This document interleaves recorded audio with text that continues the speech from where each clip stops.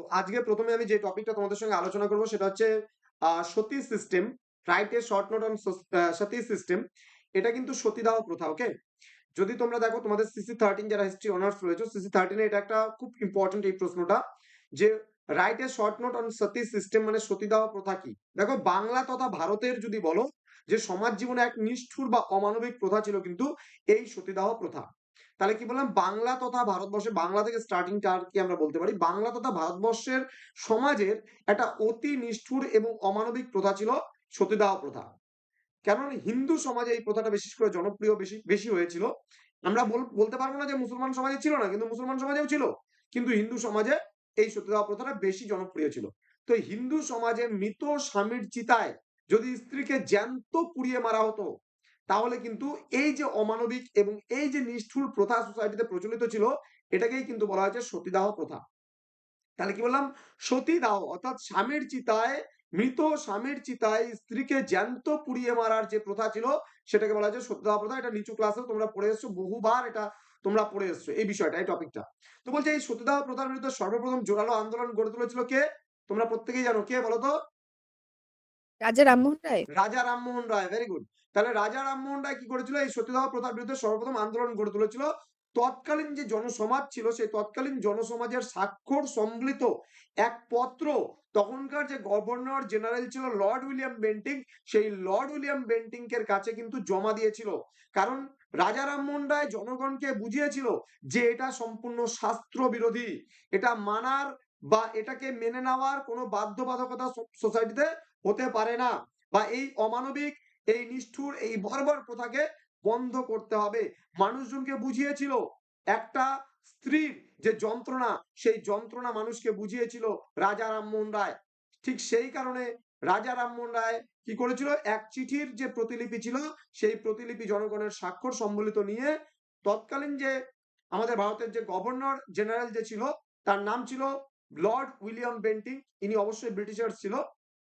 তো তার প্রচেষ্টায় তিনি কি করেছিল, মানে রাজা রামমোহন রায়ের প্রচেষ্টায়, আর এটাকে পাশ করেছিল কিন্তু লর্ড উইলিয়াম বেন্টিং 1829 খ্রিস্টাব্দে, কিন্তু 17 নং রেগুলেশন জারি করেছিল, এবং জারি করে কিন্তু এই সতীদাহ প্রথা, যে এই অমানবিক প্রথা, এই অমানবিক প্রথা কিন্তু নিষিদ্ধ বা বন্ধ করেছিল।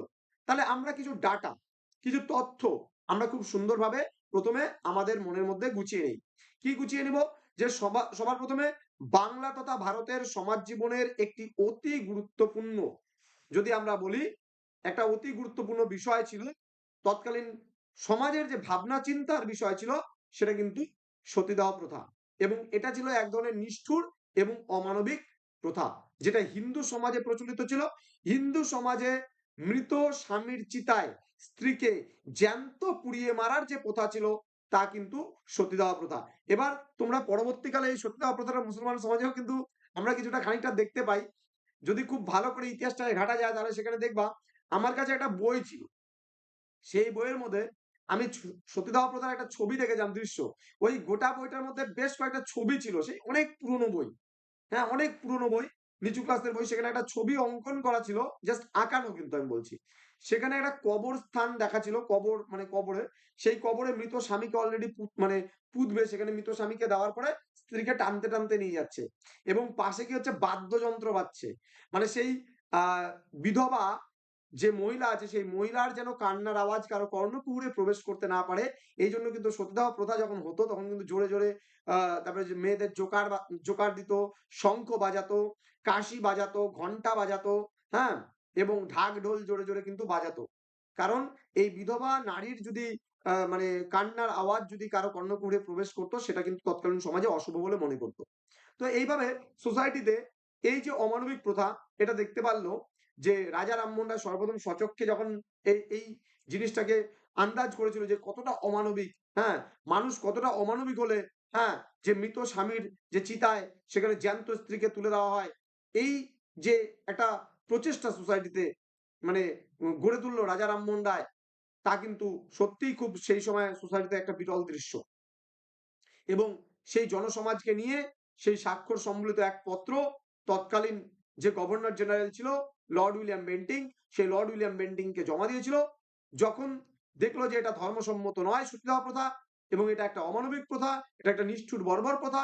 তখন কিন্তু লর্ড উইলিয়াম বেন্টিঙ্ক ১৭ নং রেগুলেশন আইন জারি করে ১৮২৯ খ্রিস্টাব্দে কিন্তু এই সতীদাহ প্রথাকে বিধিসম্মত নয় বলে এবং সতীদাহ প্রথাকে নিষিদ্ধ বলে ঘোষণা করল। তাহলে আশা করি বুঝতে পেরেছো যে সতীদাহ প্রথাটা কি? ওকে? হ্যাঁ স্যার। কারো কোনো কোয়েরি আছে সতীদাহ প্রথা নিয়ে? না স্যার। ওকে, ভেরি গুড।